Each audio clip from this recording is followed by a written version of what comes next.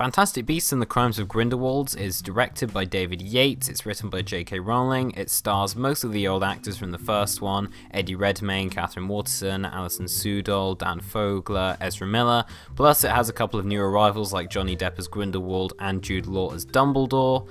And as well as this, it is the second film in the Fantastic Beasts series and the 10th one in the Wizarding World, and I'm going to say this straight up. I think it's the first bad film in the Wizarding World series. As a fan of Harry Potter and as of this whole universe and a fan of film in general, it's one of the more disappointing films I have seen this year. And I'm going to get into why. And I think the faults of this film are squarely on J.K. Rowling's shoulders here. I think if there was a better writer working on this, then we would not have nearly as many faults with it. No spoilers yet, but there will be later on, so let me get into it. For starters, there is way too much going on. This is an overstuffed mess. I counted, and there are 7 plot lines in this film. There's plotline 1, which is Newt and Jacob looking for Credence. Then there's Credence's plotline of him trying to work out the secret behind his family. There's Tina's plotline of trying to find Grindelwald, Lita's plotline of trying to come to terms with the secret she has, Dumbledore's plotline of him being pressured by the Ministry to fight Grindelwald, Grindelwald's plotline of trying to find Credence, and my least favourite, Queenie's plotline to, I don't know, get over a breakup that she had with Kowalski. Oh, and let's not forget that this also tries to be a movie about Fantastic Beasts. And it does a pretty poor job of balancing these 8 things. If you look at one of the films in the Harry Potter series, you can honestly say there's only about 4 or 5 at most plot lines, and that's a good thing. Plus, with all these plot lines, there is one central character that all this is built around. The plot lines in the Harry Potter films are all given to us from Harry's perspective. The main character of the series is Harry Potter, and because of that, there's a certain clarity we get to a lot of this. Everything we see, everything we hear, this is all because we see it through Harry's eyes, and that is why it's coherent.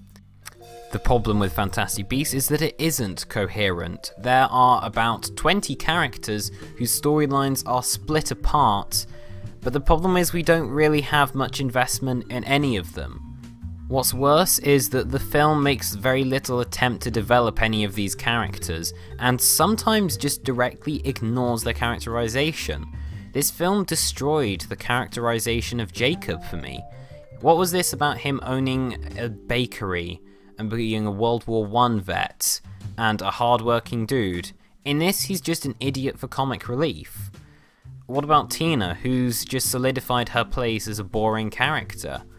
And whilst even there are some glimmers of character in here, we don't really delve deeper into them. Chamber of Secrets is one of the weaker films in the Harry Potter series, but it did a good job of still building upon its previous characters.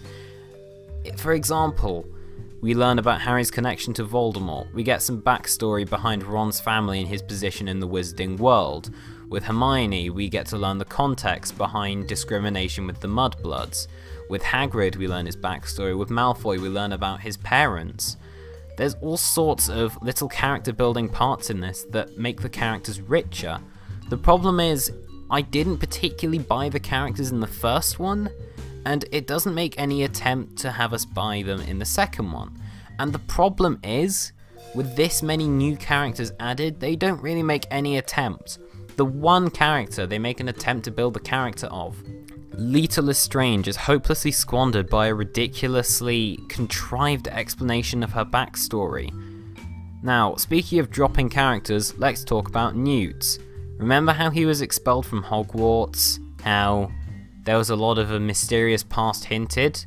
Well, you can forget about that, because even though this film contains his mentor, his brother, his ex-love interest, his current love interest, his new best friend,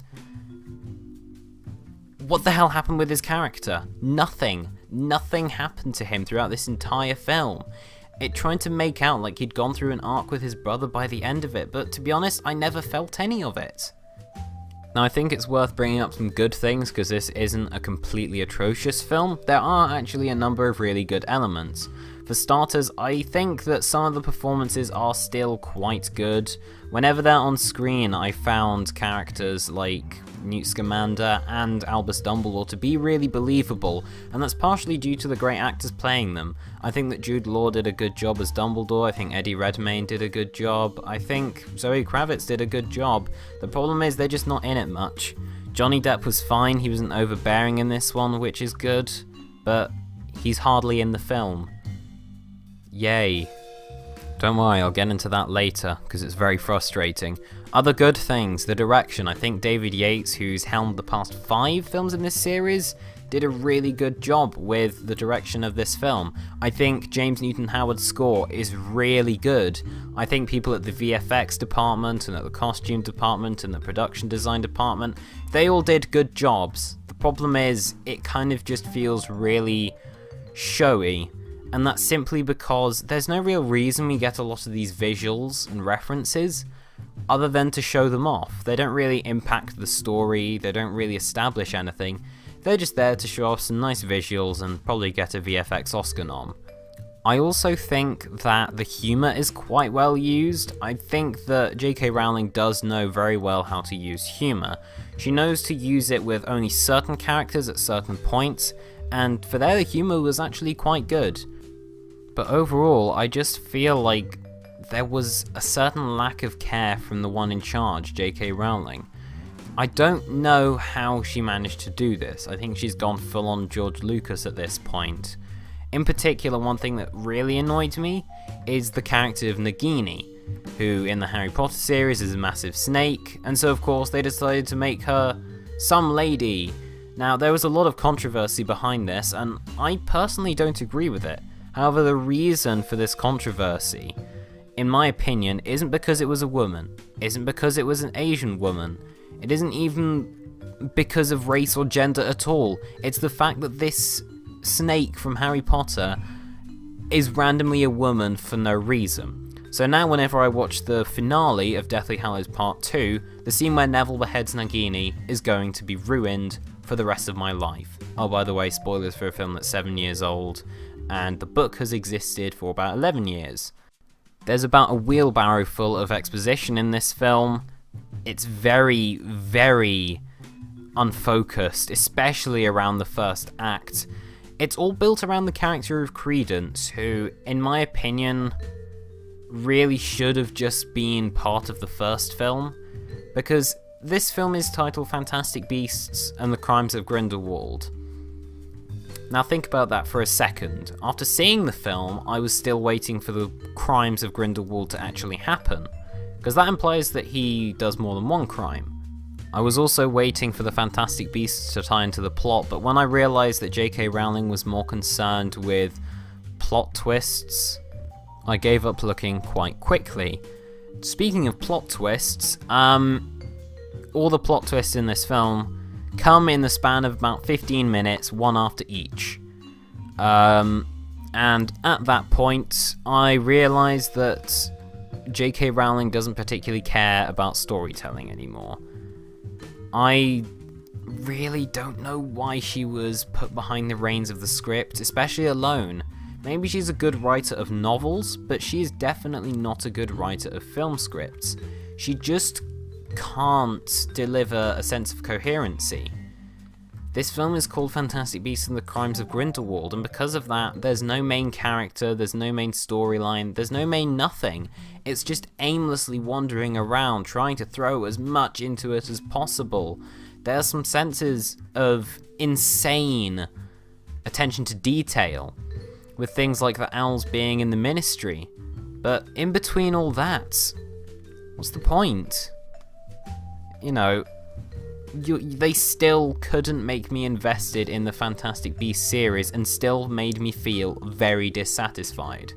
What they tease in the trailers in particular is this big confrontation between Newt, Theseus and Grindelwald. Without spoiling anything, you will be very disappointed. This film, I think it's also fair to assume, without giving any spoilers, it is riddled with plot holes. which is really saying something. It would be fine if it was from a different writer, but the fact that it's from the person that made all of this mythology, it just is a mess. It really is. To this day, I still can't make sense of so much of what goes on in this film, and I think that is completely intentional. I think the reason that none of this film makes sense is because J.K. Rowling didn't have a clue about what to center this around. Is it a movie about fantastic beasts? Is it a movie about Newt? Is it a movie about Grindelwald? Is it a movie about Cretans? Why not do all of them, you know? Alright, I'm going to get into spoiler talk now, or rather, in a minute. Fantastic Beasts and the Crimes of Grindelwald, whilst the visuals are okay, I found it to be extremely frustrating in terms of its storytelling, and very, very nonsensical. The plot made very little sense. The acting was good, as was the direction, but the cinematography just flatlined. And whilst there were some really nice looking things, I couldn't help just feel that it was all empty and meaningless. And ultimately, none of the characters were properly developed, and because of that, I'm just very disappointed. I'm going to give Fantastic Beasts and the Crimes of Grindelwald a 4 out of 10. Now let's get into the spoiler segment. So, 3, 2, 1 spoilers. For one, McGonagall is in this movie. Doesn't make any sense. They didn't specifically say it was Minerva McGonagall, so fine. But even with that, it's just kind of confusing. In addition to that, in the books, the reason why Dumbledore and Grindelwald leave each other is because they have a fight. But how could they have fought each other when they made the Blood Pact deal? Another instance of this is the fact that Credence is meant to be Dumbledore's brother. I've heard some people say that maybe the Obscurus was inherited, which I guess makes sense, but other than that, beyond that, it doesn't make any sense to me whatsoever. I'm trying to think of what other things there are. I just feel like with all these plot twists, J.K. Rowling was just obsessed with putting Harry Potter things in there to appease the fans. But the thing is, if it doesn't make any sense, and it just full stops the entire film, what's the point of continuing? And as a result of that, that's what I felt. I don't know why they're moving forward with the Fantastic Beasts series. I think they should have just stopped with the first one and then gone on to a Grindelwald series, because nothing seems to link into anything yet. It's okay for a TV show to do something like this, and that's what it felt like. It felt like a 2-hour episode of CW's The Flash right now. It felt like that. It felt like a lot of artificial drama, a lot of decent references, but other than that, no point to any of this. So that's why I'm really disappointed with Fantastic Beasts and the Crimes of Grindelwald. I'm sure the fans are probably happy with this, but I personally just did not enjoy this film one bit. And to be quite frank, I'd rather watch Solo. So yeah, as you might have noticed, I got a new microphone, and I hope to be making more videos with it. Thanks for watching, guys, and I'll see you in the next video. Bye-bye.